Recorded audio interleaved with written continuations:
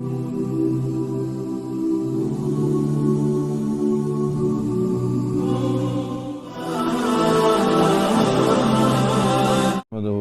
علی رسولہ الکریم اما بعد اعوذ باللہ من الشیطان الرجیم بسم اللہ الرحمن الرحیم ثم عفونا علیکم من بعد ذلک لعلکم تشکرون صدق اللہ مولانا العظیم۔ میرے انتہائی قابل احترام برادران و خواہران اسلام، السلام علیکم ورحمۃ اللہ وبرکاتہ۔ اس سے پہلے ہم سورہ بقرہ کی 51 آیات کا ترجمہ کر چکے ہیں، اور پچھلے کئی اسباق سے تقریباً 2 رکوعوں سے مسلسل تذکرہ چل رہا ہے بنی اسرائیل کے واقعات کا۔ اللہ تعالیٰ نے آخری بات جو ارشاد فرمائی تھی وہ یہ تھی کہ اللہ رب العالمین نے بنی اسرائیل پر جو جو احسانات کیے، جو جو انعامات فرمائے، ان کا تذکرہ، ان میں سب سے پہلی بات یہ ارشاد فرمائی گئی تھی کہ تمہیں فرعون کی غلامی سے نجات عطا فرمائی، پھر فرعون کو تمہاری آنکھوں کے سامنے غرق کیا، تمہیں سمندر میں سے باخیریت نکال دیا۔ اس کے بعد بنی اسرائیل کی نافرمانیوں کی داستان کہ اللہ تعالیٰ کے احکامات کو پس پشت ڈال کر جب موسیٰ علیہ السلام کو رب کائنات نے 40 روزہ قرارداد کے لیے بلایا، تو بنی اسرائیل نے موسیٰ علیہ السلام سے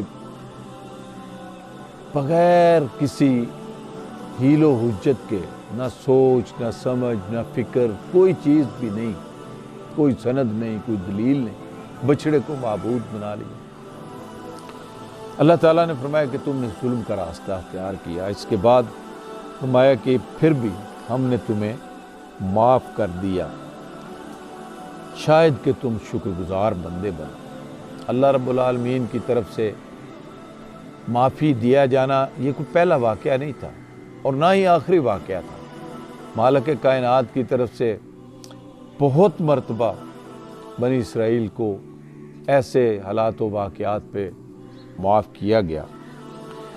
پھر ارشاد فرمایا کہ یاد کرو وہ وقت کہ جب تم یہ ظلم کر رہے تھے، وَإِذَا آتَيْنَا مُوسَى الْكِتَابَ وَالْفُرْقَانَ لَعَلَّكُمْ تَهْتَدُونَ۔ ہم نے موسیٰ علیہ السلام کو کتاب اور فرقان عطا فرمائی تاکہ تم اس کے ذریعے سیدھا راستہ جو ہے وہ پا سکو۔ اللہ تعالیٰ نے فرقان کا تذکرہ کیا ہے۔ فرقان وہ چیز ہے کہ جو فرق کر دیتی ہے حق اور باطل کے اندر۔ قرآن کو بھی فرقان کہا گیا ہے، تورات کو بھی فرقان کہا گیا ہے کہ یہ کفر اور اسلام کے اندر فرق کرتی ہے، حق اور باطل کے اندر فرق کرتی ہے۔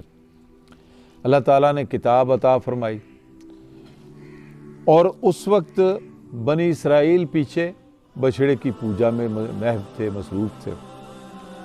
پھر اللہ تعالیٰ یاد دہانی کراتے ہیں کہ وَإِذْ قَالَ مُوسَىٰ لِقَوْمِهِ يَا قَوْمِ إِنَّكُمْ ظَلَمْتُمْ أَنفُسَكُمْ بِاتِّخَاذِكُمُ الْعِجْلَ فَتُوبُوا إِلَىٰ بَارِئِكُمْ فَاقْتُلُوا أَنفُسَكُمْ۔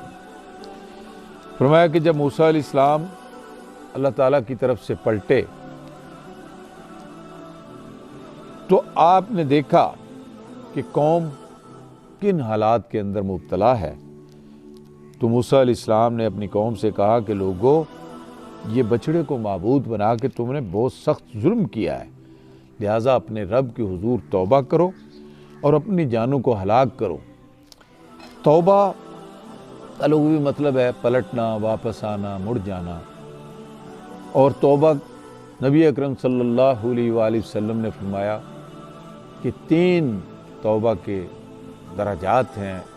حضرت علی کرم اللہ وجہہ روایت فرماتے ہیں، فرمایا کہ پہلا درجہ یہ ہے کہ انسان جس برے کام میں مبتلا تھا اس کو چھوڑ دے۔